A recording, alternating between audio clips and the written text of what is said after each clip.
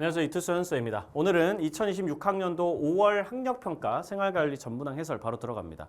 난이도는 어렵다면 어렵고 쉽다면 쉬운데 사실 이 정도면 객관적으로 봤을 때는 한 중하 정도로 느껴집니다. 일반적으로 6평이나 9평이나 수능 정도의 난이도에 비하면 꽤나 쉽게 나온 편이었다. 지금까지 기출문제들이 잘 분석이 돼 있고 기출문제들에서 쌤이 강조했던 포인트들 혹은 혼자서라도 자체적인 분석이 잘 돼 있는 친구들은 이번 모의고사를 크게 어렵다고 느끼진 않았을 것 같아요. 기본적으로 기출문제 제시문이나 선지들 안에서 충분히 추론해가지고 풀 수 있는 문제들이 싹 다 나왔기 때문에 1번부터 해가지고 한번 빠르게 풀어보도록 하겠습니다.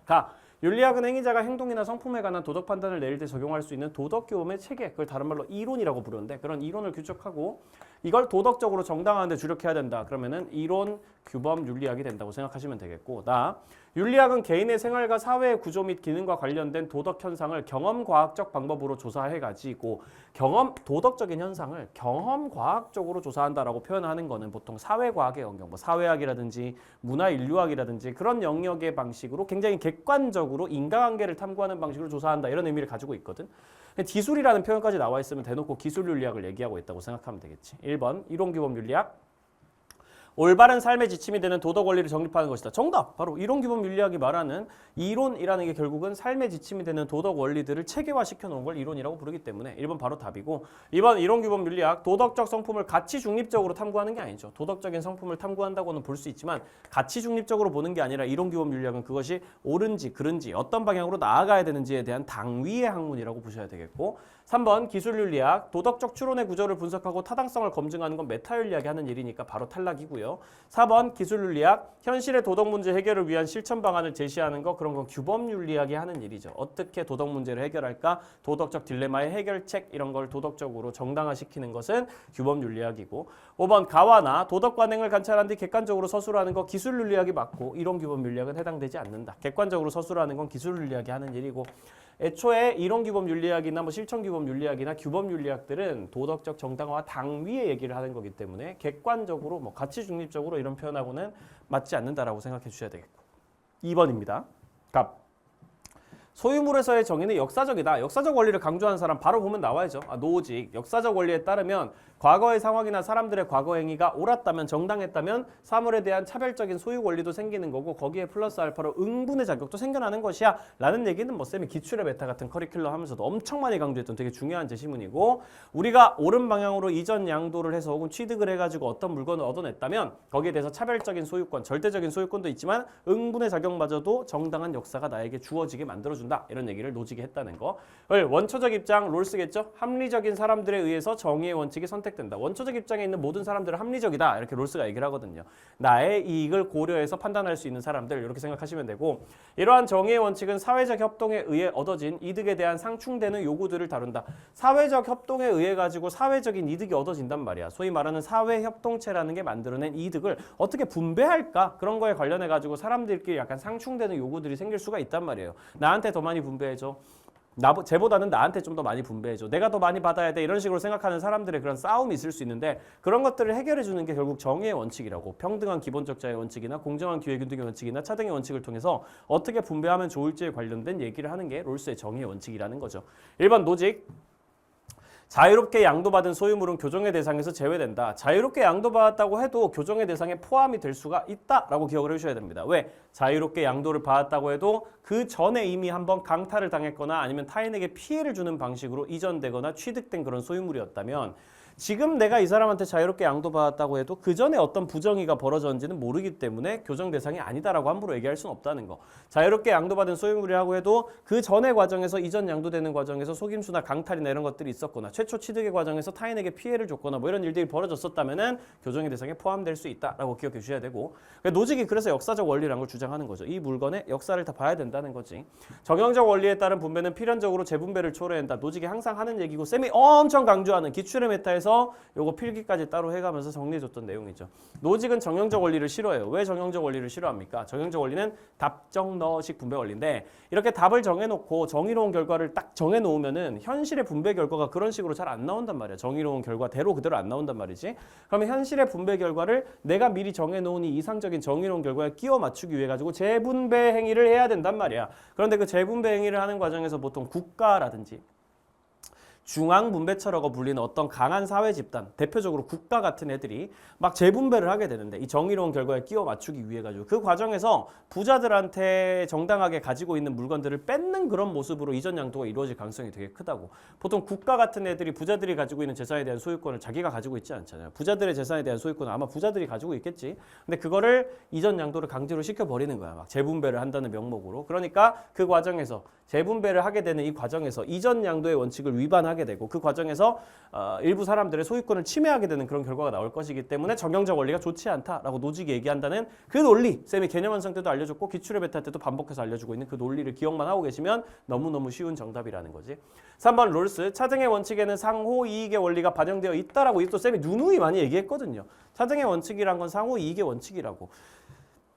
천부적 재능을 잘 타고 태어난 사람들이 불평등하게 많은 이득을 가져감으로써 모든 사람들이 이득을 얻을 수 있다. 이게 상호 이익이란 말이야. 이 천부적 재능을 뛰어나게 타고 태어난 사람들도 아래쪽 사람들한테 이득을 주지만 이 아래쪽에 있는 사람들이 협동을 해주기 때문에 천부적 재능이 뛰어난 사람이 돈을 버는 거기도 하기 때문에 천부적 재능이 뛰어난 사람들이 돈을 많이 벌게 되면서 다른 모든 사람들의 이익도 증가하는 이 차등의 원칙에서 얘기하는 그 조건적인 그 상황이 결국은 상호 이익의 상황이고 다른 말로 얘기하면 호혜적인 원칙이다. 이렇게 표현하기도 한다는 거죠. 4번 롤스, 원초적 입장에 당사자는 자신과 타인의 이익에 무관심하다. 자신의 이익에 무관심하면 큰일 나죠. 타인의 이익에 무관심한 거 맞습니다. 상호 무관심하다고 표현하죠. 타인의 이익에 무관심해. 그래서 쓸데없이 동정심이나 질투심 같은 쓸데없는 감정이 발생하지 않도록 하는 건데 자기 이익엔 관심이 엄청 많은 사람들이고 그걸 합리적인 사람들이라고 표현합니다. 그렇기 때문에 탈락. 자신의 이익만을 고려하는 사람 이렇게 생각하시면 되고요. 5번 갑과 을, 분배의 공정함은 절차보다 결과의 공정함으로 보장된다. 말도 안 되는. 둘 다 절차적 정의관이고 결과보다 절차의 공정함으로 보장되는 거를 주장하는 게 절차적 정의관이라는 단어의 뜻이기 때문에 둘 다 절차적 정의관이니까 위치 바꿔줘야 둘 다에게 맞는 선지 되겠어요. 결과를 정해두고 가는 거는 롤스 로직 둘 다 반대라고 생각하시면 되겠습니다. 정답은 2번이 되겠고요. 분배 정의 문제. 3번. 크게 어려운 문제는 아니죠. 다문화주의와 샐러드 보울 이론이나 용광로 이론 이런 거랑 관련이 있는 문제인데 세계화에 따라 국가 간 교류가 증대하면서 읽어봅시다. 우리 사회는 다양한 문화적 배경을 가진 사람들과 함께 어울리는 다문화 사회에 들어갔어. 다문화 사회를 맞이하여 일부 국가에서는 사회 통합을 위해 주류 문화에 이주민 문화를 편입시키는 동화주의 정책을 시행했어. 이 정책은 주류 문화를 이주민 문화보다 우월한 것으로 여기고 이주민을 주류 문화에 동화시켜야 될 수동적인 대상으로 보는데 그 결과 이주민이 가진 고유한 정체성을 무시해서 오히려 문화 간 갈등을 발생시킨 측면이 좀 있는 것 같아. 비판을 하고 있죠.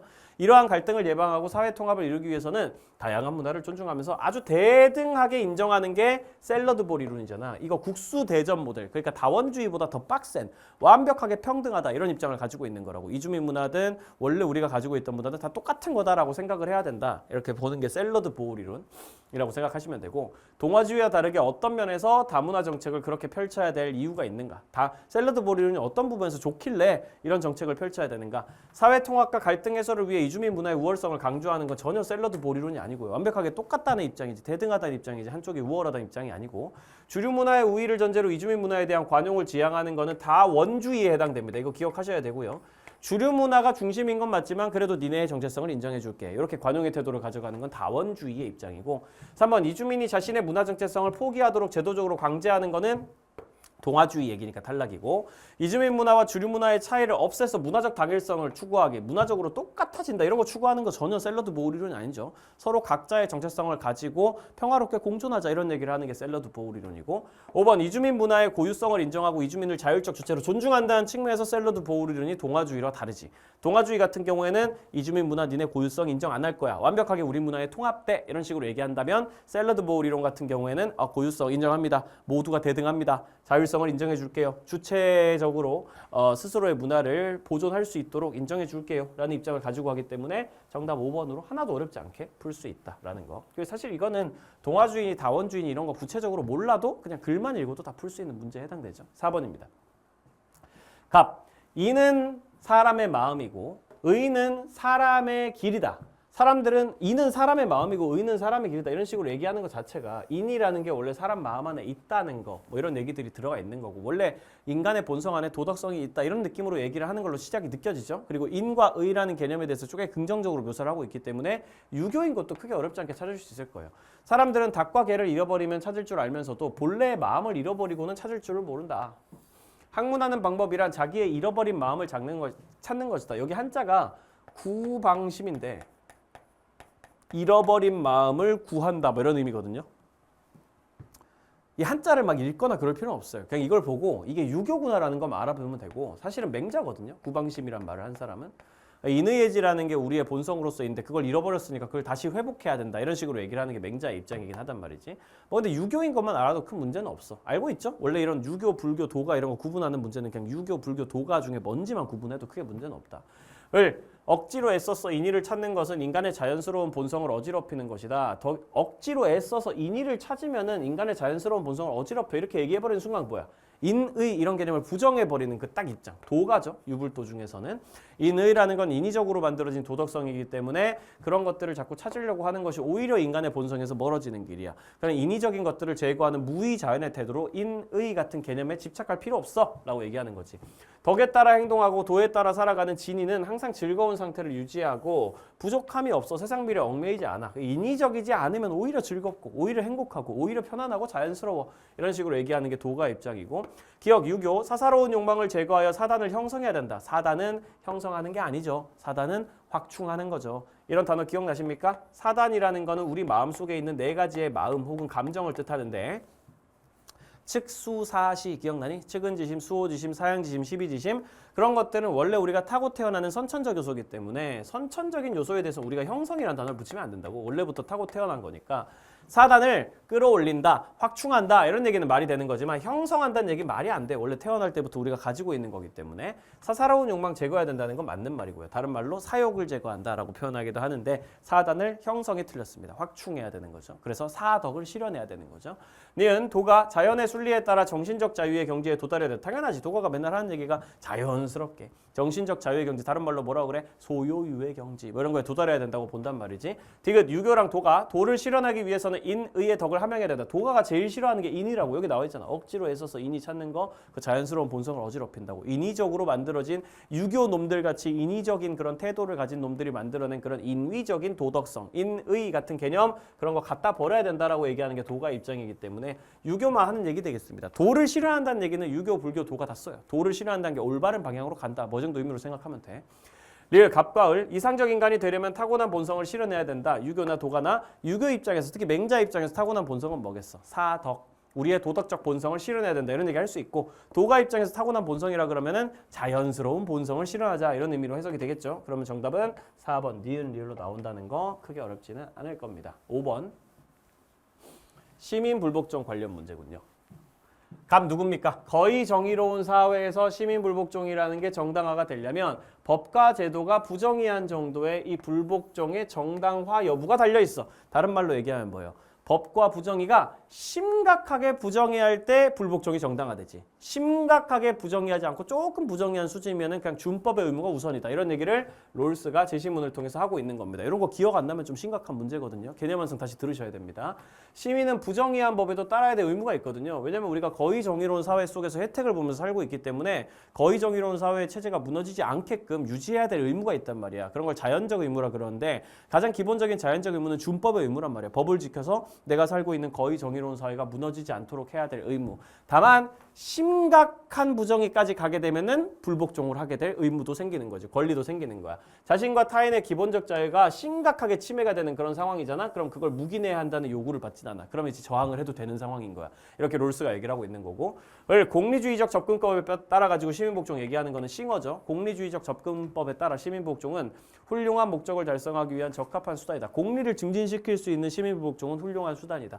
여러 실험실이나 공장식 농장에서 동물들이 어떻게 취급받는지 그런 걸 공중에게 알리려는 목적은 시민불복종이라는 불법적 수단의 사용을 정당화한다. 이걸 어떻게 해석할 수 있냐면 실험실이나 공장식 농장 같은 데서 동물들이 너무 학대를 당하고 그러면은 싱어 같은 경우에는 아시다시피 이익평등 고래 원칙을 추구하기 때문에 동물들의 고통이나 쾌락도 인간의 고통이나 쾌락이랑 똑같이 취급해야 된다고 보는 사람이란 말이죠.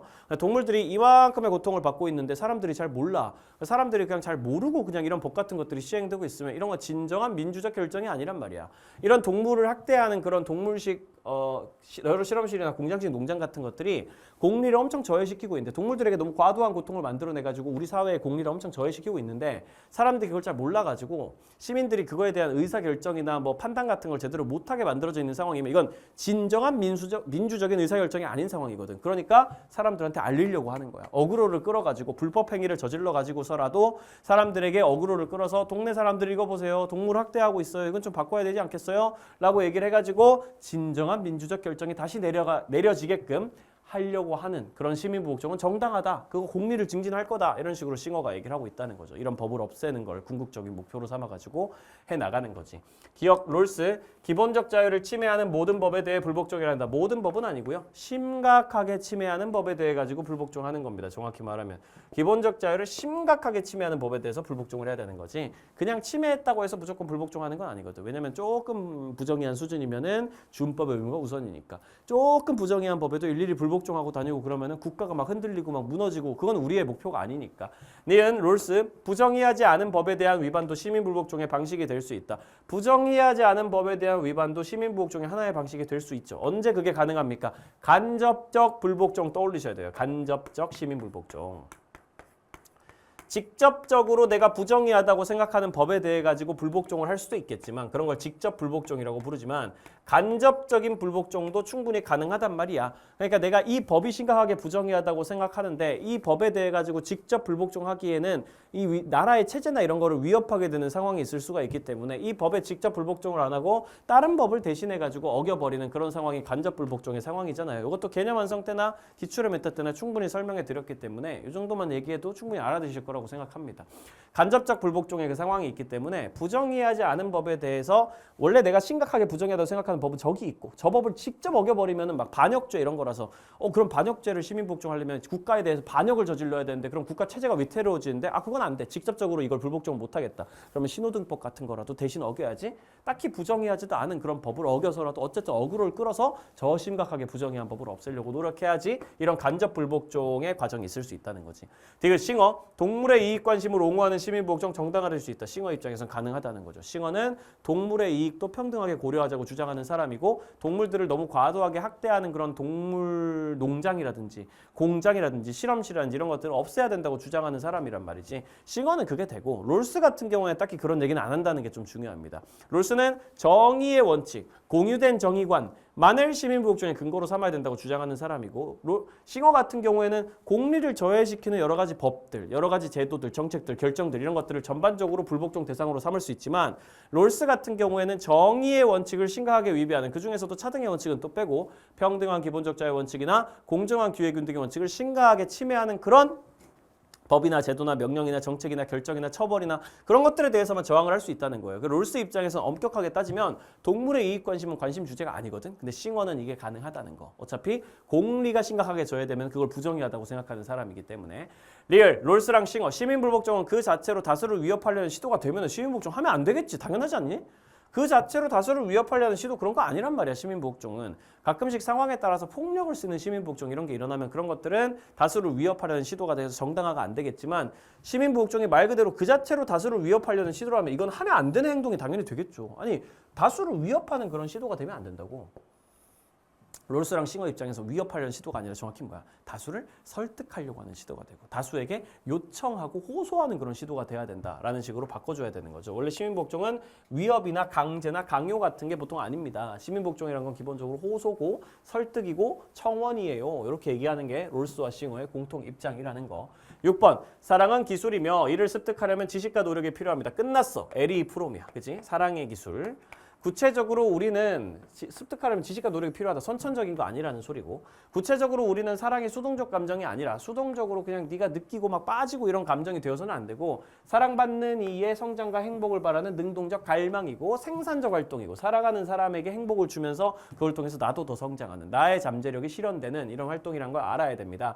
또한 사랑은 대상의 문제가 아니라 능력의 문제이기 때문에 그 대상이 잘못돼서 네가 사랑을 못하는 게 아니야.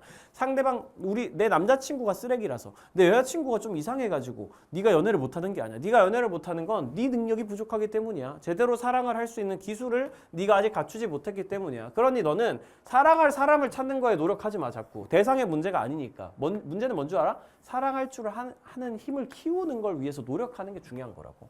더불어 우리는 한 사람에 대한 사랑이 인간 자체에 대한 사랑을 내포하고 있음을 깨달아야 된다. 이런 얘기도 추가적으로 나와 있고요. 따라서 자기 자신도 다른 사람과 마찬가지로 사랑의 대상이 돼야 된다. 너 자신도 사랑할 수 있어야 된다고. 다른 사람을 사랑할 때. 만일 어떤 사람이 생산적으로 사랑할 수 있다면 자기 자신도 사랑할 수 있는 사람일 거야 라는 식으로 나와 있으니까 이제 글에 있는 내용을 파악한 다음에 우리가 알고 있는 내용과 독해서 알아낸 내용들을 가지고 문제를 풀면 되는 거예요. 1번 사랑에 대한 지식은 배움의 노력 없이도 저절로 습득된다. 말도 안 되는 소리를 하고 있어. 지식과 노력이 필요하다고 방금 위에서 얘기했는데. 2번 사랑의 기술이란 건 에릭 프롬에 따르면 되게 열심히 노력하고 오랜 기간이 걸려야지 얻을 수 있는 거예요. 자신에 대한 사랑과 타인에 대한 사랑은 서로 양립할 수 있다. 당연하지. 자기 자신도 사랑할 수 있고 생산적으로 다른 사람을 사랑할 수도 있고 이렇게 돼 있으니까 이게 정답인 거죠. 3번 사랑은 능동적 활동이 아니라 상대방의 매력에 빠지는 것이다. 빠지면 안 돼. 빠지면 수동적인 거야. 능동적 활동이 아니라 그래도 안 되고 능동적 활동인 거고 사랑이란 건 수동적 감정이면 안 된다고. 그래서 매력에 빠지고 이런 거는 수동적 감정으로 사랑을 경험하는 거거든. 그냥 내 의지랑 상관없이 상대방에게 완전히 빠져버렸어. 이렇게 얘기를 하는 거 에리 프로이 말하는 제대로 된 사랑의 과정이 아니라는 겁니다. 4번 사랑의 기술을 습득하기보다 사랑의 대상을 찾기 위해 써야 된다. 방금 위에서 뭐라 그랬어? 대상의 문제가 아니라 능력의 문제라 그랬지, 그치? 기술을 습득하는 게 훨씬 중요한 거고 대상을 찾는 거는 중요한 게 아니야. 대상을 찾는 거에 집착하는 건 오히려 사랑의 본질을 놓치고 있는 거라고. 5번 생산적으로 사랑하는 사람은 자기 만족을 위해 상대방을 변화시킨다. 자기 만족을 위해 변화시키는 거 아니에요. 생산적으로 사랑하는 사람은 자기 만족을 위해서 상대방을 변화시킨다. 이렇게 표현하면 안 된다고. 상대방을 있는 그대로 이해하고 있는 그대로 인정하고 이런 게 상대방을 사랑하는 마음이라고 에리 프롬의 기출문제 제시문이라든지 선지에서 지금까지 많이 봐왔습니다. 생산적으로 사랑하는 사람은 자기 자신의 생산성, 잠재력을 실현시키는 의미에서 사랑이라는 걸 경험하고 그걸 얘기를 할 때 내가 만족하기 위해서 상대방을 내 만족만큼 변화시키려고 한다. 내가 만족하는 방식대로 자주 연락하게 만들고 게임도 못하게 만들고 딱 나에게 맞는 커스텀 여친, 남친 만들려고 하는 그런 사람들 제대로 사랑하는 사람들은 아니란 말이야. 상대방을 이해하고 존경하려면은 상대방의 있는 모습 그대로 인정할 수 있어야 된다고 에리 프롬이 항상 얘기하기 때문에 내 멋대로 상대방을 변화시키는 거 그런 건 사랑이 아니라고 얘기하는 게 맞겠습니다. 7번 가불사상가들 입장으로 적절한 것만 보기 위해서 고른 것은 마음을 쓰는 사람 이거 뭐겠어? 노심자. 이 정도는 외우고 계셔야죠. 이 단어 나오면 노심자 바로 따라 나와야 됩니다. 남을 다스리며 몸을 쓰는 사람. 노심자는 남을 다스리고 몸을 쓰는 사람은 노력자, 힘을 쓰는 사람. 노력자는 남의 다스림을 받는 농사꾼들. 이렇게 나눠놓은 거 누구예요? 맹자죠. 대인과 소인을 노심자와 노력자로 나눈 사람. 다스리는 자의 세 가지 보배는 토지, 백성, 훌륭한 정치이다. 만약 재물을 보배로 여기는 통치자가 있다면 돈을 막 소중하게 생각하고 이런 통치자가 있다면 재앙을 불러오게 될 것이고 토지와 백성과 정치를 훌륭하게 하는 것에 좀 더 집중을 해라. 이렇게 얘기를 하고 있다는 거지. 1. 백성은 제 피땀으로 얻은 것을 스스로 쓰니 하늘이 너그럽게 봐주겠지만 목민관 얘기가 나왔으면 사실상 끝난 거죠. 정약용입니다. 목민심서를 쓴 정약용. 목민관은 백성의 피땀을 녹봉으로 받아 쓰니 백성들의 세금을 결국 녹봉으로 받아 쓰는 거 아니야. 임금으로 받아 쓰는 거니까 하늘이 그의 허물을 경계하면 엄중히 할 것이다. 그러니까 자기 자신에게 좀 엄격할 필요가 있어. 백성은 자기가 스스로 생산한 걸 자기가 쓰잖아. 하늘이 좀 너그럽게 하는 건데 목민관은 결국은 백성들의 세금을 가지고 자기가 돈 벌어 먹는 거 아니야. 그러니까 좀 더 엄격하게 다룰 수밖에 없어. 하늘이. 목민관은 항시 백성을 편안히 할 방도를 지성으로 행해야 되고 열심히 지성으로라는 얘기가 열심이라고 생각하면 돼요. 열심히 백성들을 편안하게 할 그런 방법들을 찾아가지고 헤매야 된다. 기억 맹자. 통치자는 백성의 모범이므로 모든 일에 탁월해야 된다. 모든 일에 탁월해야 되는 건 아니죠. 통치자 뭐만 하면 됩니까? 다스리는 일만 잘하면 된다라는 게 맹자같이 분업을 주장하는 사람들의 일반적인 입장이에요. 모든 일을 다 잘할 필요는 없어. 자기 역할만 잘하면 돼. 여기 분업을 주장하는 맹자, 순자, 공자 등의 입장입니다. 니은 정약용. 목민관은 자신의 공무상 잘못에 대해서 관대하라 그럴까? 내가 공무상, 내가 공적인 일을 하다가 잘못을 하면 관대한 게 아니라 엄격해야 된다고 얘기를 하겠지. 방금 전에 그 허물을 경계하면 엄중히 할 것이다. 하늘이 이렇게 얘기를 했잖아요. 그러니까 관대하라는 얘기가 아니고 오히려 엄격하게 대하라는 얘기인 거죠. 답은 디귿 리을이겠군요. 갑과 을. 공직자는 백성의 생계를 유지하는 일에 힘써야 된다. 당연하죠. 그렇죠. 방금 전에도 얘기했지만 기본적으로 재물을 보배로 여기는 통치자 이런 거 재앙을 불러오게 되고 백성을 항상 생각해라 이렇게 돼 있으니까 결국 백성들의 생계를 유지하는 일에 힘써야 된다. 맹자가 하는 말이고 그리고 맹자는 여러분들이 아주 잘 알고 있는 6글자 있잖아요. 무항산, 무항심. 백성의 생계를 잘 유지해줘야 백성들이 도덕적으로 될 수 있다. 정약용 입장에서 너무너무 당연한 얘기죠. 백성들을 평안히 할 반도를 계속 찾아내야 된다. 이러니까 생계를 유지시켜야 되는 것도 편안하게 하는 방도 중에 하나겠지. 리얼 맹자와 목민관, 맹자와 정약용, 공직자가 사욕을 탐하면 민심을 잃을 수 있다. 너무 당연한 거죠. 재물 보배로 여기면은 재앙을 불러올 거야. 민심 잃을 거야. 이렇게 돼 있고 목민관 같은 경우에도 기본적으로 백성의 피땀을 녹봉으로 받아 쓰는 그런 사람인데 잘못하면 안 된다 이런 얘기가 이제 청렴해야 된다라는 정약용의 얘기로 이어지는 거고 사욕을 탐하는 거 함부로 너 개인의 사사로운 욕심을 탐하는 거 그런 건 안 된다고 얘기하는 게 정약용의 입장이라고 생각을 해주시면 되겠습니다. 그렇게 해가지고 정답을 5번으로 잡아주시면 되겠고요. 참고로 7번에 리을에 이런 질문하는 친구도 있을 것 같아가지고 쌤 정약용이 대탐이라는 걸 주장하지 않아요? 맞죠. 대탐이라는 걸 주장하죠. 그럼 크게 욕심낸다는 뜻인가요? 맞아. 크게 욕심낸다는 뜻이지. 근데 그건 사욕을 탐하는 거랑 좀 다른 얘기라고. 사욕이란 건 사사로운 욕심, 너의 뇌물 이런 걸 탐하는 걸 얘기하는 거니까 정약용 입장에서 당연히 안 되는 거고 그냥 대탐이라는 단어는 있잖아. 그런 건 내가 위대한 관리가 되어가지고 세상의 이름을 떨치겠다 이런 걸 탐하라는 뜻이기 때문에 대탐이라는 단어가 선지로 나오려고 한다면은 사욕을 탐한다 이런 식으로 표현되지 않는다고. 사사로운 욕심을 욕심낸다 이런 게 아니고 대탐이라고 표현하면 말 그대로 그냥 크게 욕심낸다. 크게 탐한다. 큰 것을 탐한다. 위대한 관리가 되는 것을 탐한다. 이런 식으로 묘사될 거니까 그렇게 이해를 하시고 넘어가면 됩니다. 8번 가요. 갑. 인간이 자연 에너지를 무리하게 채굴해내라는 도발적 요청을 받을 때 탈은폐가 발생한다. 탈은폐 얘기하는 사람 누구지? 하이데거. 생윤 통틀어가지고 사실상 탈은폐 얘기를 빡세게 한 사람은 하이데거밖에 없다. 자연 에너지를 무리하게 채굴해내라는 도발적 요청은 누가 하는 거야? 기술이 하는 거라고. 이게 기술이.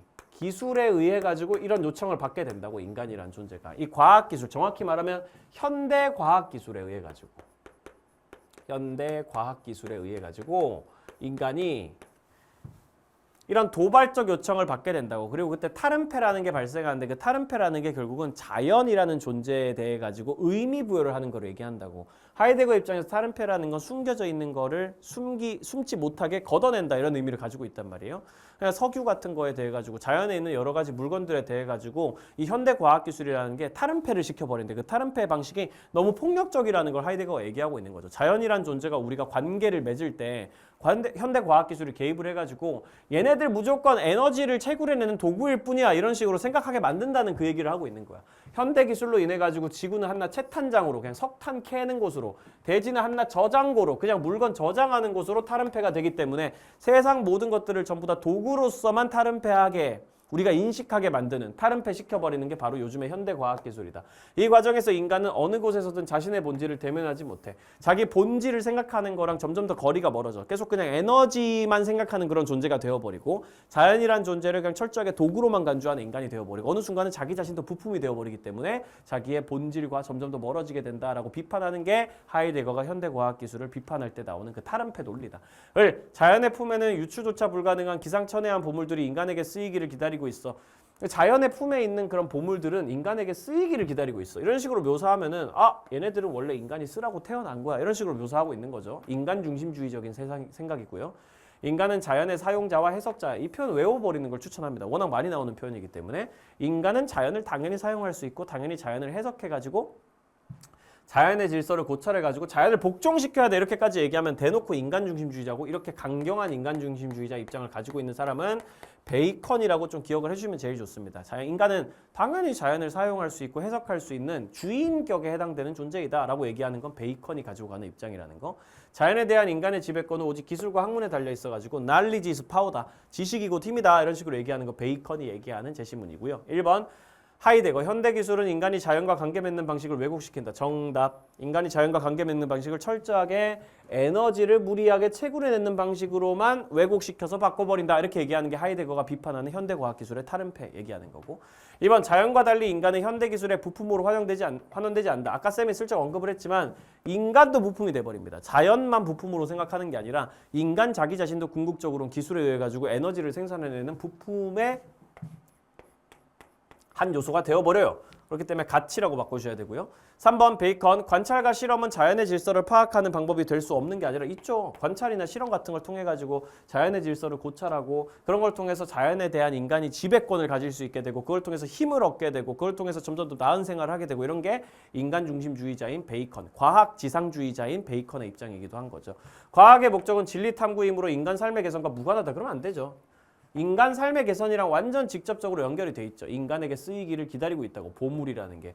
그런 걸 통해 가지고 결국 인간이 좀 더 힘을 얻게 되고 그걸 통해서 윤택한 생활을 누린다라는 게 베이컨이 말하는 과학기술의 장점이고, 5번 갑과 을, 인간은 기술을 가치 중립적 도구로만 인식해야 된다. 하이데거 입장에서 기술이란 걸 가치 중립적 도구로만 인식하면 큰일 납니다. 하이데거는 기술의 가치 중립성을 부정하는 사람이잖아요. 그렇기 때문에 기술을 가치 중립적으로 인식하면 인식할수록 우리가 결국 그 기술에 잡아먹히게 된다. 그 기술에 우리가 종속되게 된다. 이런 식으로 묘사하는 사람이란 말이지. 하이데거가 가치 중립성을 부정하는 입장이라는 걸 기억하고 있다면 크게 어렵지 않게 풀어낼 수 있을 겁니다. 8번 정답은 1번, 9번입니다. 핵심 쟁점을 찾으면 되는 거죠. 쟁점이라는 거 이제 둘이 의견이 충돌하는 부분을 얘기하는 거니까 찾아내면 되겠습니다. 보통 그런 거 어디서 나와 있다 그랬어? 아닙니다. 이런 데서 나와 있다 그랬어. 그렇지 않습니다. 요 전후로 어떤 얘기가 나온지 체크하면 쟁점 금방 찾아낼 수 있어요. 이를 해결하기 위해서는 데이터 원 저작자의 저작권을 인정해야 됩니다. 아닙니다. AI 학습용 데이터는요, 공공재입니다. 인류가 공동으로 생산한 겁니다. 저작권을 어떻게 인정합니까? 이런 얘기가 나오고 있죠. 만약 데이터 원저작자의 저작권을 인정해 버리잖아요. 나 인정하기 싫은데 만약에 인정해 버린다면 데이터의 수집과 사용이 제한돼서 AI 기술의 발전이 많이 지체되고 관련 산업이 위축될 거야. 그렇지 않아. AI 학습용 데이터를 공공재로 보면은 원저작자의 정당한 노력을 보상할 수가 없어서 양질의 데이터가 생산되지 않을 거야. 오히려 생산이 멈춰져 버릴 거야. 이거 AI 기술의 발전과 관련 산업 성장에 악영향을 미칠 거야. 오히려 저작권을 인정하지 않는 게 문제가 될 거야. 이런 식으로 얘기를 하고 있죠. 그럼 싸우는 게 뭐야? 데이터 원 저작자의 저작권을 인정할 것인가 안 할 것인가. AI가 막 학습을 하잖아. 챗GPT 같은 애들이 여러 가지 데이터를 보고 학습을 하는데 그 처음에 학습용이 되는 그 데이터를 사람이 만들었을 거 아니야. 그 사람의 저작권을 인정해야 되는가 아닌가 이 얘기를 하고 있는 거죠. 을 같은 경우에는 저작권을 인정해야 된다. 갑은 아니야 공공재라고 생각하고 저작권 인정할 수 없어. 이렇게 얘기되니까 찾아보면 어딨어? AI 학습용 데이터 원저작자의 저작권은 인정돼야 되는가. 4번이 정답이다 라고 바로 찾아주시면 크게 어렵지 않겠죠. 넘어갑니다. 10번. 사회계약 얘기가 나오네요. 이거 형벌관이에요. 형벌관. 갑을병 사상가들의 입장에서 서로에게 제기할 수 있는 비판을 나그림으로 표현할 때 A에서 F에 해당되는 내용. 비판형 문제죠. 갑부터 봅니다. 사회계약의 목적은 계약자를 보호하는 것. 이런 얘기는 뭐 다들 하죠. 특히 사회계약론자들 중에서 뭐 칸트도 있고 뭐 루소도 베카리아도 있지만 루소 베카리아가 이 얘기를 하죠. 계약자의 생명을 보존해 주는 게 제일 목적이다. 계약 위반자인 살인자는 조국의 반역자야. 이거 끝났죠. 루소죠. 루소. 맨날 루소가 하는 얘기. 조국의 반역자고 공공의 적이고 국가에서 잘려나가야 된다. 정확히는 뭘 통해서 잘려나가야 되는 거야. 사형당하든지 살인범은 계약을 깼기 때문에 혹은 추방당하든지 둘 중에 하나의 형벌은 무조건 받아야 된다고 루소가 얘기를 하는 거죠. 루소, 갑. 형벌은 범죄를 억제하기 위해 필요하다. 공리주의스러운 논거네. 그치? 사실 루소도 이런 얘기 하긴 합니다만 어쨌든 공리주의자들이 좀 더 많이 하는 얘기긴 하죠. 형벌은 범죄를 억제하기 위해서 필요하다. 사형이 주는 인상은 대단히 강하지만 이게 되게 중요한 문장. 사형은 순간적인 강도는 엄청 세기 때문에 강렬한 인상은 주지만 종신노역형이 훨씬 더 효과적이다. 그리고 가장 완강한 자의 마음을 억제시키기에 충분한 정도의 엄격성을 가진다. 이런 얘기 베카리아가 하는 얘기잖아. 종신노역형도 충분한 효과를 가져. 그래서 종신노역형은 지속성까지 높기 때문에 훨씬 더 예방 효과가 높아. 형벌은 오직 보복법에 의해 결정돼야 된다. 보복법에 의해 결정된다. 이런 얘기는 칸트만 하는 얘기죠. 동해보복법. 형벌은 보복이다. 이렇게 얘기를 하는 거.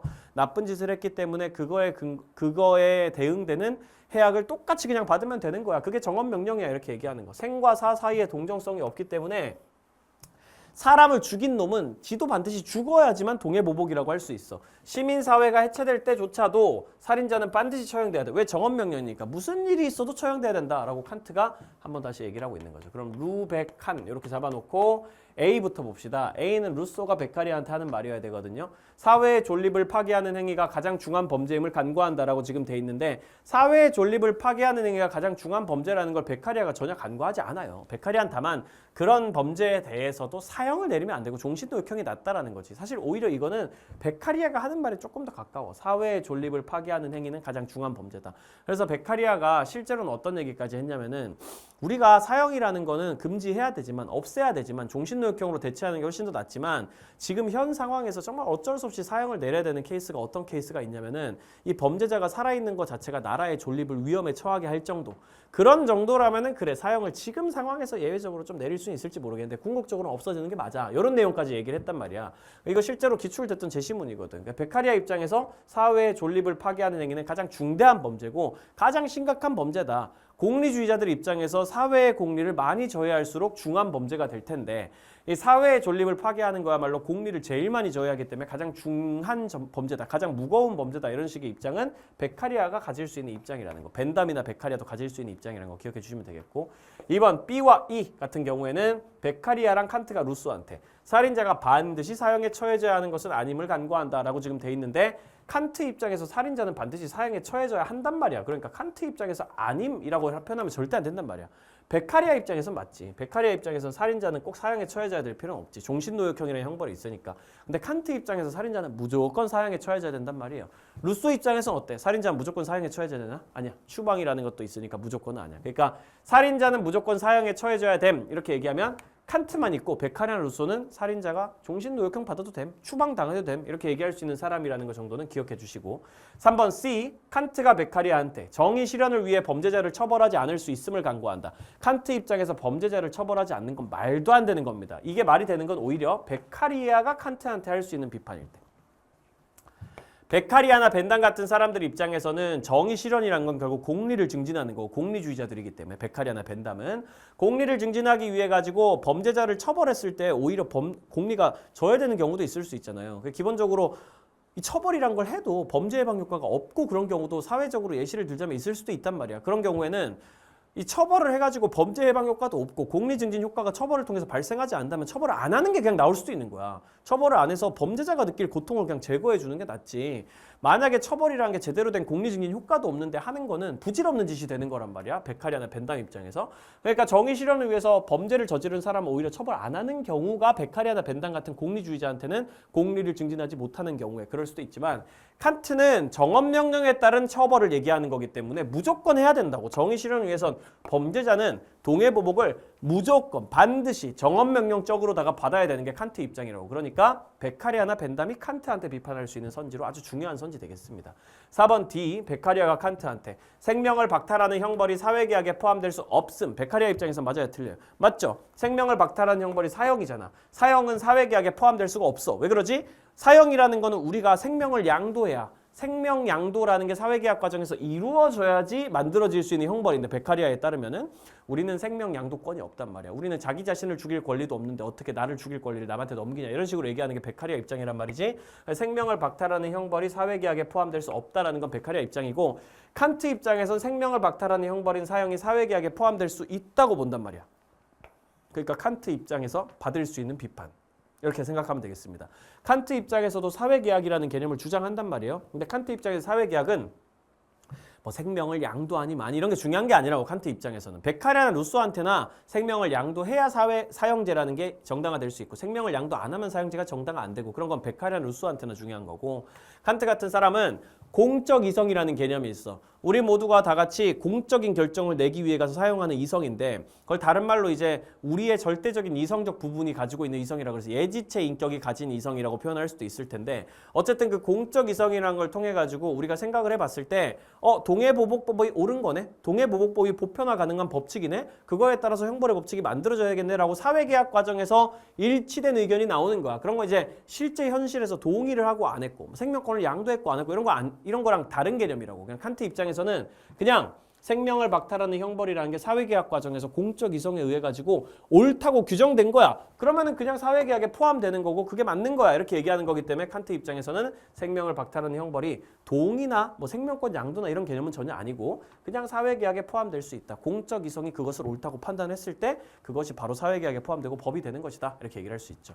5번 F, 루소와 칸트한테 살인자는 시민의 자격이 상실된 선고를 받을 수 있음을 간과한다. 칸트가 간과하지 않아서 탈락. 왜냐하면 칸트 입장에서도 살인을 저지른 놈은 시민적 인격성을 박탈당한다 이런 얘기를 하거든요. 시민적 인격성이라는 게 시민의 자격 혹은 시민의 권리 이런 뜻이기 때문에 칸트 입장에서 살인자는 시민적 인격성은 박탈당하기 때문에 살인자가 시민의 자격이 상실된 선고를 받을 수 있다는 건 칸트가 간과하지 않아서 틀린 선지. 칸트 입장에서 살인자에게 남아있는 인격성은 뭐야? 시민적 인격성은 박탈되지만 생득적 인격성은 남아있는 거라고. 태어날 때 획득한 인간으로서 누구나 기본적으로 가지는 인격성은 가지고 있는 거다라고 기억을 좀 해주셔야 되겠죠. 하지만 시민으로서의 권리, 시민으로서의 자격, 시민적 인격성은 박탈당할 수 있다. 11번 가해 주장을 나그림으로 나타낼 때 기억에 대한 반론 찾아야 됩니다. 반론. 이거 헷갈리면 안 돼요. 동물 실험은 인간의 생명과 건강을 보호하는데 도움이 되므로 허용돼야 된다. 대전제. 인간의 생명과 건강을 보호하는 데 도움이 되는 것은 허용돼야 된다. 쌤이 이거 어떻게 풀라 그랬어? 대전제랑 결론에서 겹치는 거 날리고 허용되어야 한다 날리고 뒤에 있는 걸 앞으로 앞에 있는 걸 뒤로. 그럼 어떻게 되지? 동물 실험은 인간의 생명과 건강을 보호하는 데 도움이 된다. 이걸 반론하면 되는 거잖아. 동물 실험으로 인간 생명 건강 보호 못해. 얘기 한번 찾아보자고. 동물 실험은 의학기술의 발전에 도움이 된다. 상관없고요. 동물 실험은 인체 실험이 유발하는 위험을 막을 수 있다. 이러면 긍정적으로 보는 거니까 이런 거랑 상관없고 동물 실험은 인간 생명 건강 보호 못해 라는 얘기를 찾아야 된다고. 동물 실험의 결과를 인간에게 일반에서 적용할 수 없으니까 동물 실험 결과로 인간의 생명과 건강을 보호 못해 이런 얘기. 반론으로 적절한 얘기는 3번이 되겠지. 4번 동물 실험을 통해 인간의 생명 현상에 대한 이해를 높일 수 있다. 이것도 동물 실험 긍정적으로 보는 거니까 탈락이고 동물 실험보다 인간에게 안전한 대안적 방법 없다. 그러니까 이것도 동물 실험을 긍정적으로 보는 거니까 반론하는 거랑은 전혀 상관이 없다. 다른 선지들은 3번만이 답이 될 수 있다. 12번. 다음을 주장한 사상가 입장으로 가장 적절한 것. 이상적인 담화 상황은 담론 얘기가 나오는 거 보면은 담론 윤리를 주장한 하버마스인 거 크게 어렵지 않게 알 수 있고요. 이상적인 담화 상황은 어떤 거냐? 자유롭고 평등한 개인들이 강제 없이 상호 간의 논증적인 담론을 논리적으로 증명하는 막 토론하고 비판하고 이런 담론을 통해서 보편적 합의, 정확히 만장일치의 합의에 도달하는 게 가장 이상적인 담화 상황이고 담론 상황이에요. 이 이상적인 담화 상황을 통해 담론 참여자는 주관적 견해를 극복합니다. 굉장히 중요한 표현. 처음에 네가 담론에 참여했을 때는 주관적 견해를 들고 올 수 있지. 나는 이렇게 생각해 라는 얘기를 토론장에 와서 자유롭게 해도 돼. 하지만 궁극적으로 만장일치의 합의에 도달했을 때 너는 너만의 주관적 견해는 극복하고 상호 주관적인 합의를 이루게 될 거야. 모든 사람들의 주관이 일치하는 그런 경험을 가지게 될 거야. 너만 가지고 있는 주관적 견해는 극복할 수 있을 거야. 이렇게 얘기를 하고 있는 그런 표현이고. 그러니까 담론이 최초로 진행될 때 처음에 담론에 참여할 때는 주관적 견해를 들고 와도 괜찮지만 나갈 때 담론이 끝났을 때 합의가 됐을 때는 주관적 견해를 극복해야 된다. 이렇게 적혀 있는 거고요. 합리적 논증과 상호 이해를 추구하는 동기에 근거한 공동의 신념으로 인해 상호 주관성을 확인한다. 이게 다 이런 거라고. 합리적인 논리적 증명, 상호 이해를 추구하는 동기 그런 것들이 모두에게 다 있다고. 우리 서로 이해하고 싶어. 서로 논리적으로 증명해보고 싶어. 이런 동기에 근거해가지고 사람들이 다 같이 일종의 신념을 가진다고. 그게 상호 주관적으로 가지는 신념이라고. 너만 가지는 신념이 아니라 상호적으로 가지는 신념이라고. 우리 모두는 다 합리적인 논증을 할 수 있는 사람들이고 우리 다 같이 열심히 이해를 해보려고 노력해야 되고 이런 신념을 가지고 있다는 점에서 우리 모두가 의견의 일치를 이루게 되고 그걸 기반으로 토론을 더 잘 해나갈 수 있다. 이렇게 얘기하는 거예요. 이 상황에서 합의된 결과는 절대적 참은 아니야. 이거 되게 중요한 편이다. 이것도. 더 나은 주장의 근거에 따라 도달한 잠정적 합의다. 이건 앞으로 문제로 나오기 되게 좋은 내용입니다. 만장일치로 합의가 됐다고 해도 그걸 절대적 참, 절대적 진리라고 할 수는 없어요. 보편적으로 지켜야 되는 것 이렇게 얘기할 수 있겠지만 항상 무조건 옳은 것이라고 얘기할 수는 없습니다. 왜냐하면 앞으로 이게 틀렸다는 게 논증될 수도 있거든. 더 나은 주장의 근거에 따라 도달한 잠정적 합의인 거야. 지금까지 했던 논의 중에서는 이게 제일 나은 합의였던 거야. 나은 논증이었던 거야. 그래서 잠정적으로는 여기에 합의를 한 거고 나중에 또 바뀔 수도 있어. 이렇게 얘기하는 게 하버마스 입장이라는 거죠. 굉장히 중요한 문장이니까 기억해 두시고. 1번 이성적 논의 능력이 없는 사람도 담론에 참여해야 된다. 이성적 논의 능력이 없으면 담론에 참여를 못해요. 이성적인 논의 능력이 있어야 이성적인 토론을 하겠죠. 하버마스가 제일 중시하는 게 논의 능력입니다. 이성적인 담론에 참여할 수 있는 언어 능력.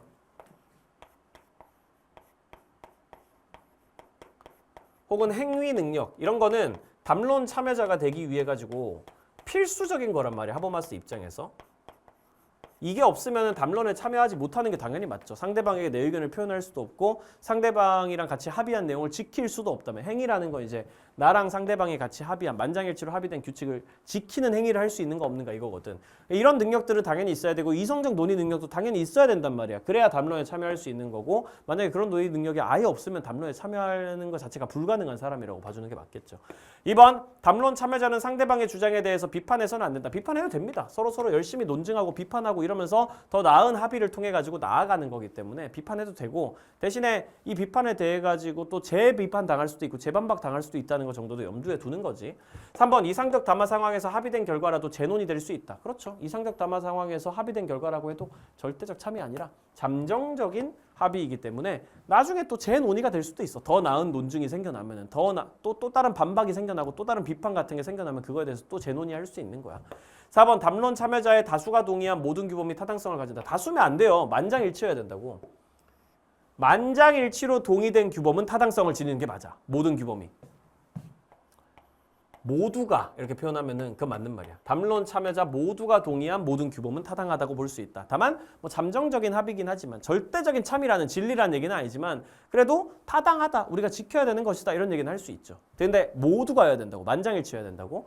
5번 담론 참여자의 주관적 견해가 배제될 때 이상적 담론이 실현된다. 최종적으로는 주관적 견해를 극복하긴 해야 되지만 담론하는 과정에서 주관적 견해를 다 배제할 필요는 없다고. 이거 이해되니? 이거 가지고 페이크 친 거잖아.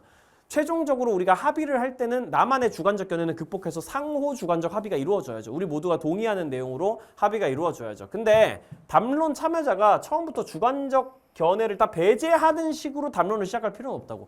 당장 너의 주관적인 의견 들고 와가지고 토론해야 된다고. 혹은 뭐 너의 감정도 얘기할 수 있고 너의 이해관계도 얘기할 수 있고 여러 가지를 얘기해도 돼. 나 이거 좀 기분 나쁜데? 나는 이렇게 하면 너무 손해인데? 나의 주관은 이런데? 이런 얘기 다 할 수 있단 말이야. 근데 논리적으로 반박되고 증명되는 그런 과정을 거쳐가지고 좀 더 나은 논의로 나아가게 된다. 그걸 통해가지고 최종적으로는 주관적 견해를 극복한다 이런 얘기이기 때문에 담론 참여자의 주관적 견해가 다 배제될 때 이상적 담론이 실현되는 거 아닙니다. 주관적 견해를 궁극적으로는 극복해 나가야겠지만 담론을 하는 과정에서 주관적 견해를 말해도 괜찮은 거예요. 그러니까 정답은 3번으로 답이 나오게 되는 거죠. 13번. 별로 안 어려워. 다음 사상가의 관점에서 문제 상황 속 A에게 제시할 조언으로 가장 적절한 것. 어떤 종류의 쾌락들은 다른 종류에 비해서 더 가치 있다. 이거 누가 하는 얘기예요? 밀이 질적 공리주의자의 입장에서 하는 얘기죠. 질적으로 높은 쾌락이 있고 낮은 쾌락이 있어. 이런 식으로 얘기하는 거. 공리의 원리와 같이 갈 수 있어. 질적인 차이를 인정해도. 쾌락을 측정하는 데 있어서 오로지 수량에만 의존한 게 누구예요? 벤담이죠. 밀의 스승인 벤담. 벤담은 양적 공리주의자 그래가지고 쾌락의 크기만 인정했는데 그거 어리석은 일이다라고 스승님을 직접적으로 비판하고 있습니다. 질적 공리주의의 밀. 고등학생 A는 어쩌고 저쩌고 어쩌고 근데 크게 읽을 필요가 없어. 그렇지? 1번 의무의식에 따라 결시가동의 처지를 개선하기 위해서 노력하세요. 의무의식에 따라 가지고 행동을 해야 된다 이렇게 얘기하는 거는 굳이 따지자면 칸트 스타일의 표현인 거고 미리 의무의식에 따라 가지고 무조건 어떤 행동을 해야 된다 이런 식으로 얘기하지 않기 때문에 탈락인 거고 2번 굳이 따지면 칸트의 입장이라고 보시는 게 맞겠습니다. 의무의식에 따라 가지고 어떤 행동을 하면은 그게 도덕적이다. 칸트. 음식이 주는 쾌락과 기부로 인한 쾌락의 질을 비교해서 선택해라. 이게 미래의 입장이지. 질을 비교하라고. 음식이 주는 쾌락이랑 기부를 통해서 얻는 쾌락이랑 뭐가 더 높겠어? 미래 입장에서. 정신적 쾌락이 육체적 쾌락보다 더 높은 수준의 쾌락이기 때문에 기부로 인한 쾌락의 질이 더 높을 거라고 밀은 생각할 거란 말이지. 그러니까 비교해가지고 기부로 인한 쾌락의 질이 높으니까 그걸 선택하도록 해라. 이렇게 미리 얘기하는 입장이라고 보면 되겠죠. 3번 기부로 인해 발생하는 자신의 손해는 고려하지 말고 선택하세요. 자기 손해도 고려해야죠. 공리주의가 기본적으로 다른 사람에게 이득을 줄 때 나의 손해가 발생하는 것도 고려해야 됩니다. 내 손해가 너무 크면 어떻게 돼? 공리가 줘야 될 수도 있단 말이야. 그러니까 나의 손해도 당연히 고려해야 되죠. 고려하지 말고가 아니라 고려해야 된다. 공동체의 이익이 아닌 공동체의 관습에 따라 기부 여부를 결정하세요. 말도 안 되는 소리라고 했어. 이익이 아니라고 하면 안 되죠. 공리주의자들이 항상 하는 얘기가 공동체의 이익이 제일 중요하다라는 건데. 5번 맛집 방문이 가져올 쾌락과 고통을 양적으로만 계산해서 행동하세요. 양적으로만 계산하면 안 된다고 방금 전에 위에서 얘기했죠. 그렇죠? 수량에만 의존하면 안 된다. 질의 차이도 따져야 된다. 이렇게 미리 얘기했기 때문에 이것도 틀렸다. 정답은 2번으로 마무리되겠습니다. 14번. 감 누군지 금방 알아낼 수 있어. 음악을 비난해야 돼. 그 이유는 악기의 소리가 즐겁지 않아서가 아니야. 음악을 비난해야 돼. 어쨌든 이렇게 얘기해버리는 순간 묵자. 비악사상. 음악이라는 걸 금지해야 된다. 음악을 비난해야 된다. 이렇게 얘기하는 거. 악기의 소리가 즐거운 건 인정. 이거 꽤 중요한 선지입니다. 악기의 소리가 즐거운 건 인정. 음악이 즐거움을 주는 건 인정. 음악에서 악자가 즐거울 낙자기 때문에 오케이 그건 알겠는데 백성으로부터 거둔 세금으로 만든 악기 연주하는 거 이런 거 너무 사치스럽잖아.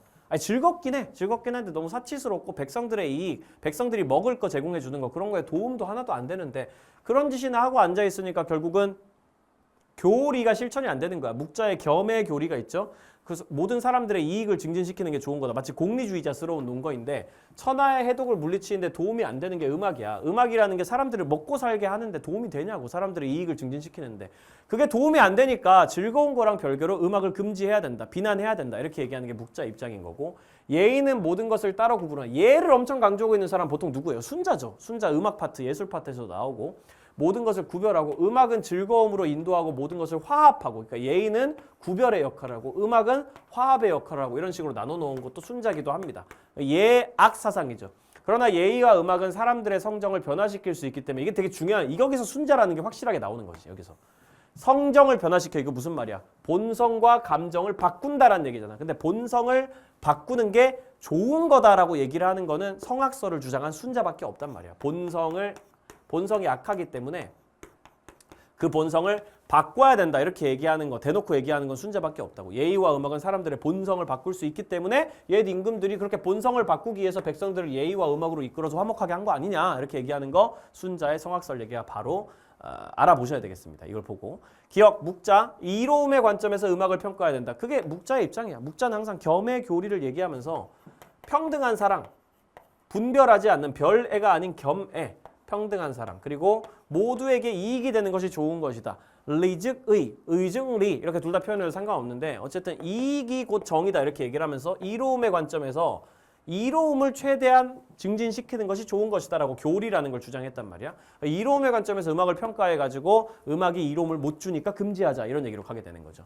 니은 순자 예의가 아닌 음악으로 백성의 마음을 교화시켜야 된다. 여기 어디 그런 얘기가 있어. 예의와 음악으로 이끈다라고 돼 있지. 예의가 아닌 음악 이렇게 얘기한 적은 없죠. 예의와 음악을 함께 써가지고 백성의 마음을 교화시켜야 된다고 얘기를 한 거고. 디귿 묵자랑 순자 음악은 백성에게 즐거움의 감정을 유발할 수 있다. 묵자도 방금 얘기했죠. 즐겁지 않아서가 아니야. 즐거운 건 인정. 그러니까 즐거움의 감정을 유발한다는 건 묵자도 인정.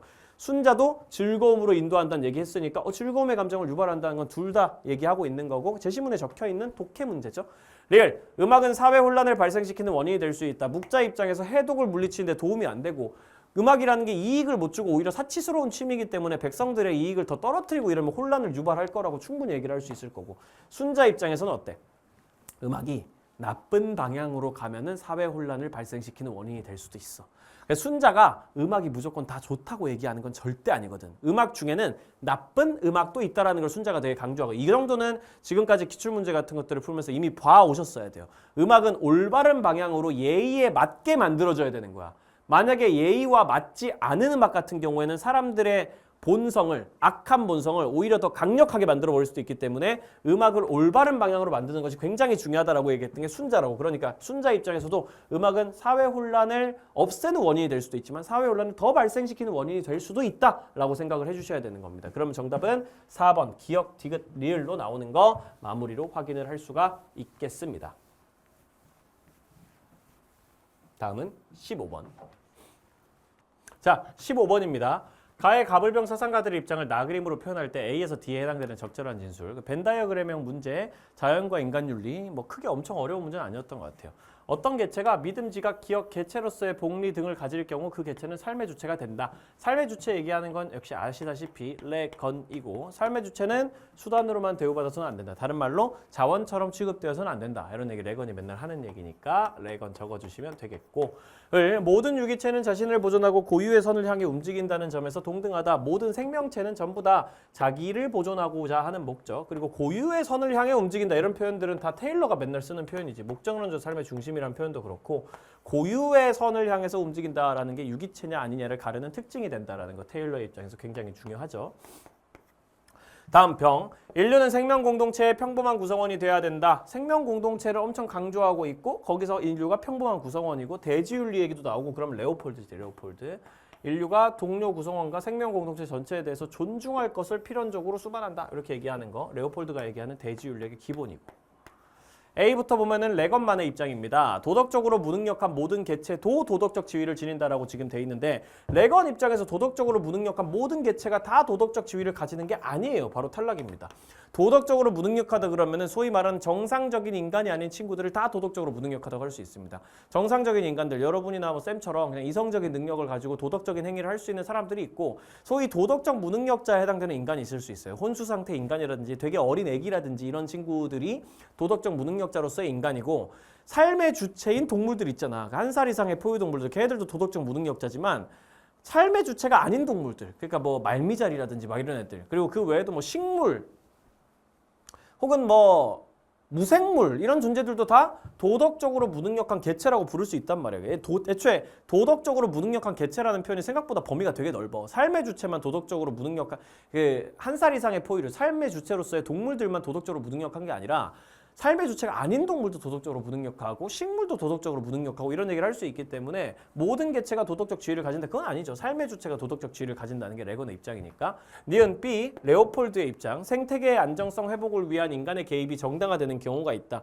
레오폴드 입장에서 그럴 때가 있죠. 레오폴드가 그래서 사슴 사냥 얘기를 하지 않습니까? 사슴이 너무 많아지면은 사슴들을 인간이 좀 쏴서 죽여서라도 생태계 안정성 회복을 위해서 인간의 개입이 좀 할 필요가 있다라고 얘기를 하는데, 그럼 테일러나 레건 입장에서는 레오폴드처럼 이런 얘기를 못하냐 그러면은 그게 아니라고, 특히 테일러 입장에서 아니라고 생각을 할 수밖에 없겠어요. 왜냐하면 테일러도 생태계의 안정성이라는 걸 꽤나 중요하게 생각하고 그래서 불간섭의 의무 같은 것까지 얘기를 한단 말이야.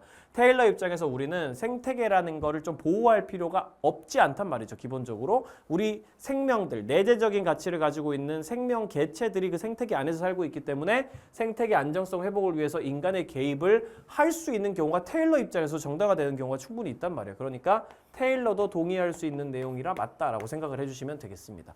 디귿 C 같은 경우에는 이건 테일러의 입장만 생각해봐도 충분히 알 수 있어. 테일러가 생태계를 막 아무 가치 없이 쓸모 없이 처리하는 게 아니고, 테일러 입장에서 생태계라는 건 굉장히 중요한 개념이고 그 안정성 회복이 생명 개체들을 위해서 필요하다면 그걸 위해서 인간이 개입하는 거 충분히 가능하다고 본단 말이에요. 테일러 입장에서 생태계에 대해서 우리가 불간섭의 의무가 있지만 그 불간섭의 의무라는 거에 예외도 있다. 간섭해야 되는 경우가 있다면 고유의 선을 보장하기 위해 가지고 생명 개체의 고유의 선을 지키기 위해서 개입해야 되는 경우가 있다면 그게 생태계 안정성 회복을 통해서 생명 개체들의 고유의 선을 증진시킬 수 있다면 개입하는 게 맞다라고 테일러도 얘기할 수 있다는 거. 그렇게 결론 내시면 되고, 디귿 C 같은 경우에는 레건과 테일러, 레오폴드 빼고 생태계 그 자체는 도덕적 의무의 대상이 될 수 없다. 레오폴드 입장에서는 될 수 있잖아요. 생태계 그 자체 혹은 생명 공동체 전체가 우리의 도덕적 의무의 대상이 되고 내재적 가치가 있고 이런 얘기를 레오폴드만 하고 나머지는 전일론자가 아니기 때문에 개체들만 도덕적 의무의 대상이 될 수 있다라고 기본적으로 얘기를 보통 하는 편이죠.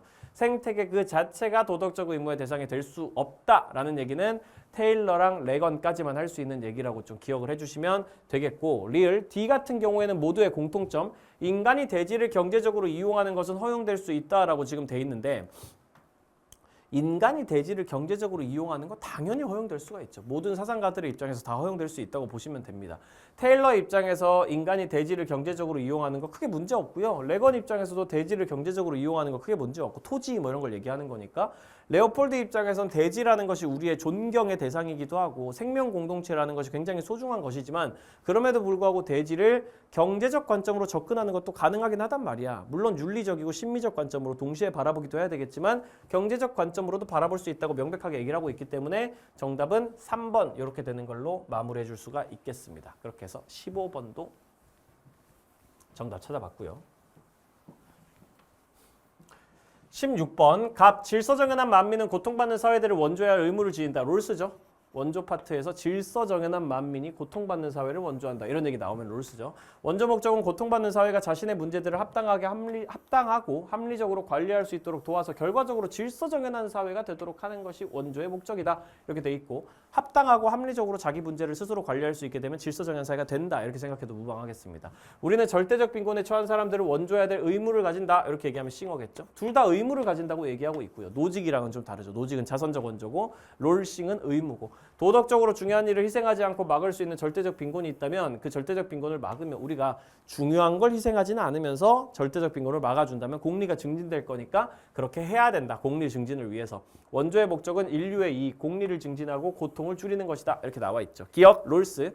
원조의 목적 달성을 위해 국가 간의 부를 재분배해야 된다. 롤스는 그렇게 얘기를 안 하죠. 원조의 목적이라는 게 롤스 기준에서는 모든 국가가 다 질서정연해지는 것, 그게 원조의 목적이란 말이에요. 롤스 입장에서는. 그런데 그게 국가 간의 부를 꼭 재분배해야지 이루어지는 일은 아니에요. 국가 간의 부를 나눠줘야지 되는 게 아니고 제도를 개선해 주는 게 롤스 입장에서는 무조건 더 중요한 거라고 본단 말이에요. 어떤 상황에서는 부를 재분배해야 되는 상황이 있을 수도 있겠지만 기본적으로는 원조 목적을 달성하기 위해서 질서정연하게 만들기 위해서 부의 재분배가 꼭 필요한 건 절대 아니라고 롤스가 항상 얘기를 하기 때문에 돈을 주는 게 중요한 게 아니야. 그 질서정연한 사회가 되는 게 중요한 거지. 요거를 생각한다면 재분배해야 된다라는 건 틀렸다는 걸 확인할 수 있을 거고, 니은 싱어 인류의 공리 증진을 위해 원조의 우선순위를 정할 수 있다. 싱어 입장에서 인류의 공리 증진을 위해서 원조의 우선순위를 정할 수가 있죠. 공리 증진을 위해 가지고 원조를 할 때 물가가 좀 싼 나라, 그리고 절대 빈곤자들이 좀 더 많은 나라, 이런 나라들에 우선적으로 원조를 하는 게 더 필요할 수 있단 말이야. 그게 공리를 증진하는 데 더 효율적일 수 있으니까. 디귿 싱어, 풍요로운 국가의 절대 빈곤층은 원조의 대상이 될 수 있다. 풍요로운 국가에 살든 안 살든 절대 빈곤층이라면 심각한 고통을 받는 사람들이란 말이야. 이런 사람들은 원조의 대상이 될 수 있어요. 물론 물가가 비싼 나라일 거기 때문에 풍요로운 국가라면은 아무래도 굉장히 가난하고 빈곤한 물가가 훨씬 싼 나라들에 비해 가지고 원조 우선순위에서는 좀 밀릴 수 있습니다. 여기 있는 절대 빈곤층이. 하지만 그래도 원조 대상에 포함된다는 것 자체를 부정할 수는 없다는 거. 절대 빈곤하다는 건 엄청나게 큰 고통을 겪고 있다는 거. 그 고통을 해결해 주는 게 우리의 의무이기 때문에. 리얼, 갑과 을, 특정 빈곤국에 대한 원조를 중단할 수 있는 근거가 있다. 롤스나 싱어 입장에서. 롤스 같은 경우에는 확실히 있죠. 특정 빈곤국, 조금 상대적으로 가난하더라도 이 나라가 질서 정연해 줄 수 있단 말이야. 조금 상대적으로 다른 나라보단 조금 가난해도 시스템을 잘 만들고 제도를 잘 만들어서 공유된 정의관을, 공적 정의관을 잘 반영시켜가지고 이 빈곤국이 질서 정연한 사회가 될 수도 있단 말이야. 그럼 원조 중단 바로 들어가는 거죠. 롤스 입장에서 질서 정연한 사회가 되는 순간 원조는 중단이니까. 싱어 입장에서는 특정 빈곤국에 대해 가지고 원조를 하다가 이 빈곤국이 원조를 무의미하게 만드는 정책을 시행하는 경우가 있을 수 있다. 보통 이런 얘기를 하거든요. 빈곤국이 원조를 무의미하게 만드는 정책을 시행해. 뭐 아주 쉬운 예시를 들어오면 북한 같은 케이스. 빈곤국에다 원조를 하려고 그랬는데 이 새끼들이 우리가 돈을 보내주니까 핵을 만드는 거야. 자꾸 막. 자기 인민들한테 지원은 안 하고. 그런 일이 벌어지면은 원조를 통해서 공리를 증진할 수가 없잖아요. 그런 경우에는 중단할 수 있다라고 싱어도 얘기를 하기 때문에 정답은 5번 니은 디귿 리을로 마무리되는 걸 확인할 수 있겠어요. 17번입니다. 가의 사상과 가불의 입장을 나그림으로 탐구하고자 할 때 한번 찾아봅시다. 갑. 자연 상태에서 자연법은 이성이 찾아낸 계율이다. 자연법은 이성이 발견한 규칙이다. 이런 식으로 얘기하는 거 홉스거든요. 자연법이라는 건 평화의 조항, 이성이 찾아낸 규칙, 이런 표현들. 평화의 조항. 자연 상태에서 만만투를 겪다가 인간이 공포심에 기반해가지고 이성을 발휘하니까 이걸 발견한 거야. 평화를 만들어 나가기 위한 일종의 전략 같은 거지. 이걸 따라야 되는 거야. 이성은 가혹한 자연 상태에서 벗어나기 위한 적절한 평화의 규약들을 시사한다. 이게 자연법이라는 거죠. 평화의 조항. 그 결과 만인이 만인과 상호 계약을 체결한단 말이야. 모든 사람들이 모든 사람과 상호 계약을 체결을 하게 돼가지고 그걸 통해서 리바이어던이라는 얘기를 홉스가 쓰는, 홉스 책 제목이기도 하죠. 리바이어던. 전제군주 혹은 국가가 탄생한다 이렇게 얘기하는 거.을 자연 상태에서 자연법은 누구도 타인의 재산에 대해 위해를 가해서는 안 된다고 가르친다. 재산이라는 걸 되게 강조하는 사람이면 로크라고 쌤이 되게 많이 얘기를 했었죠. 자연 상태에도 재산이라는 개념이 정당하게 존재하고 그 재산에 다른 사람의 위해를 가해서는 안 된다. 자연법은 재산권을 침해하지 말라고 가르쳐. 이렇게 얘기하면 로크라고 볼 수밖에 없어. 왜냐면 홉스 입장에서 자연 상태에서는 재산권이란 개념 자체가 없고 루소 입장에서도 자연 상태에서 우리가 불평등이 일어난다라고 얘기할 수 있어도 정당한 재산권이 있다라고 보통 얘기하지는 않단 말이야. 그러니까 이거는 로크의 입장이라고 보셔야 되겠고, 하지만 자연 상태에서는 생명, 자유, 자산을 보호하는 장치가 결여돼 있어. 특히 공통의 동의를 통해 입법된 법률도 없고 공정무사한 재판관도 없고 아직은 입법권이나 행정권 같은 게 없는 거기 때문에 사람들이 자연 상태에서 우리가 가지고 있었던 일부 권리를 넘김으로써 시민사회를 만들고 그거에 구속을 받아들인다라는 게 로크 입장인 거죠. 기억! A는 홉스가 예스고 로크가 아니어야 됩니다. 자연 상태의 개인은 만물에 대한 권리를 지니는가? 홉스가 말하는 만물에 대한 권리가 자연권이죠. 자연권. 이게 홉스의 자연권이야. 근데 로크 입장에서는 개인이 만물에 대한 권리를 가지고 있다고 얘기를 못해. 홉스의 자연권은 만물에 대한 권리가 맞아. 세상 만물에 대해 가지고 나의 힘을 자유롭게 행사할 수 있는 권한, 이렇게 보통 표현이 되거든. 그 외우라고 쌤이 진짜 많이 얘기했거든. 안 외우시면 문제 틀리는 거죠. 홉스 입장에서 맞는 얘기인데 로크 입장에서는 아까도 얘기했지만 타인의 재산이라는 개념이 있다고 그랬죠. 재산권이라는 게 타인의 재산도 있고 나의 재산도 있고 그렇다면 홉스 입장에서는 네 거 내 거 구분이 없기 때문에 만물에 대해 가지고 말 그대로 내 힘을 자유롭게 행사할 수 있지만 로크 입장에서는 나의 재산이 있고 네 재산이 있으면은 만물에 대한 권리를 가지고 있다고는 얘기 못 한단 말이야. 남이 가지고 있는 소유권을 가지고 있는 재산에 대해서 내가 권리가 있지는 않으니까 홉스만 쓸 수 있는 표현이고 로크는 못 쓰는 표현이라서 이게 맞는 선지예요. 이게 되게 중요한 선지인 거고 홉스와 로크의 자연권이나 자연 상태에서 재산권이 있는지 없는지를 잘 알고 있어야지 논리적으로 해석을 해가지고 풀 수 있는 선지에 해당이 됩니다. 니은 A 같은 경우에도 홉스가 맞고 로크가 틀려야 되는데 통치자가 국가 권력을 독점하는 거, 그 사회계약의 목적에 부합하는 거. 홉스는 맞죠. 전제군주, 절대군주, 국가 권력을 독점하는 통치자, 이런 걸 홉스는 주장하고 로크는 통치자가 국가 권력을 다 독점하면 안 되지, 그치? 입법부나 행정부가 권력을 나눠 가져야 되고 그래서 이권 분립의 시스템이 돼야 된다, 이런 얘기를 하는 게 로크의 입장. 입장이니까 이건 홉스만 맞는 선지로 적절하고 기억, 니은이 둘 다 맞네요.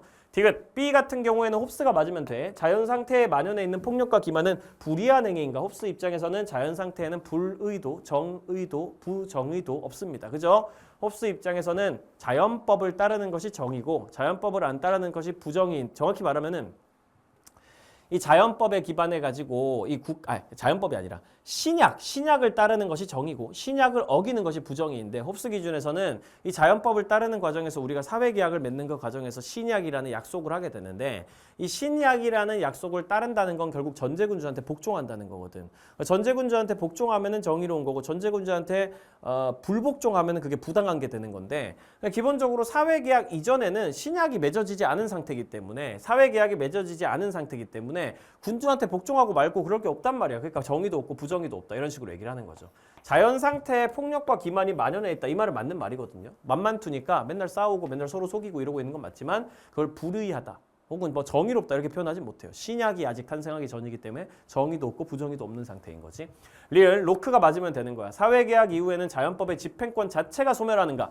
아니지. 자연법의 집행권이라는 건 사회계약 과정에서 국가에 양도되는 거야. 입법부에 양도되는 거라고 정확히 말하면은. 그렇기 때문에 자연법의 집행권 자체가 소멸한다 이렇게 표현하면 안 되고 자연법의 집행권이 계약 과정에서 양도가 되어서 국가기관에 의해 가지고 행사된다 이런 식으로 표현하는 게 맞는 거죠. 만약에 소멸돼 버린다면 양도한다는 얘기 자체를 왜 하겠어? 양도를 해가지고 그 권리를 가지고 입법부나 행정부가 자기 권리를 발휘하는 거니까 리을 선지는 틀린 게 되겠습니다. 정답은 1번이 되겠어요. 다음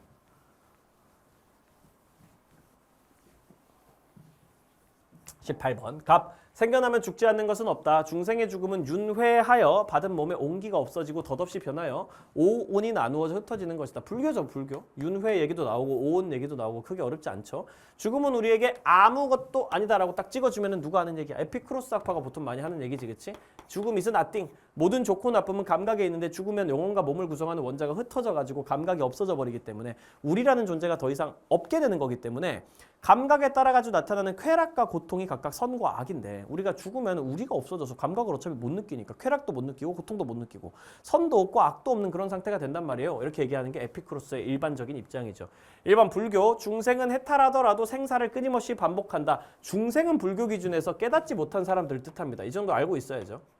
깨달음, 그러니까 해탈을 하지 못한 사람들을 의미하는 거라서 이 사람들은 죽어도 계속 윤회의 과정 안에 굴레 안에 갇혀 있어요. 그런데 해탈하더라도라고 하면 안 되지.